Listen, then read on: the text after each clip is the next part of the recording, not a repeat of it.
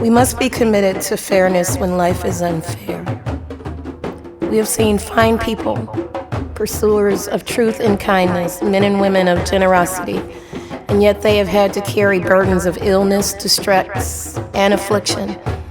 As we grow older, we witness the suffering of the good, the death of the all too young, and the passing of the righteous. Simultaneously, we see the untroubled lives of the selfish and the seeming bliss of the cruel.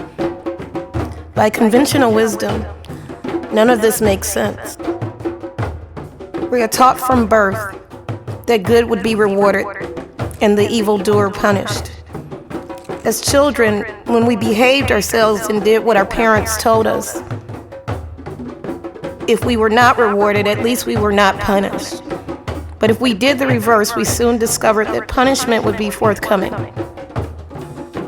When we began to grow up, we gradually became aware that what we had learned as children was not quite so in the marketplace of life. And we recognized the truth that life is not fair. Upon this realization, different responses are possible. The first is the answer of submissiveness.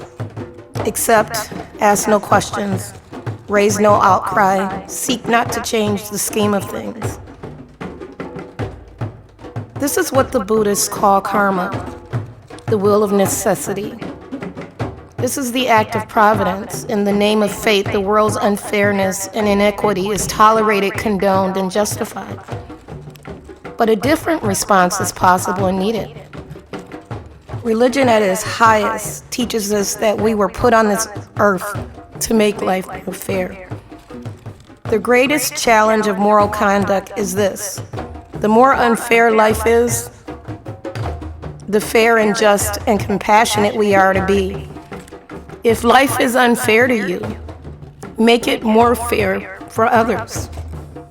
This commitment enables us to live in a world which can be unfair without becoming deranged or filled with bitterness.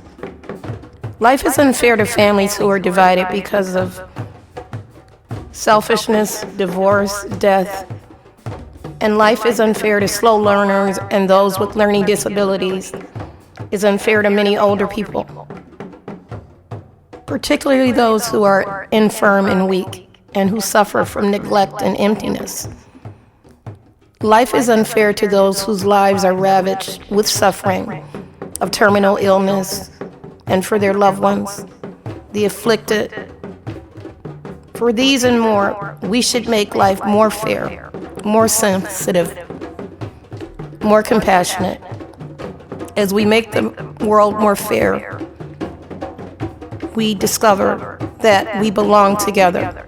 The weak need the strong, the sick, the well, the ignorant, the learned, the frightened, the brave. The only way to make life more fair is to affirm it is a common gift in which we all must share. This was dedicated to my mother, Gary Ray.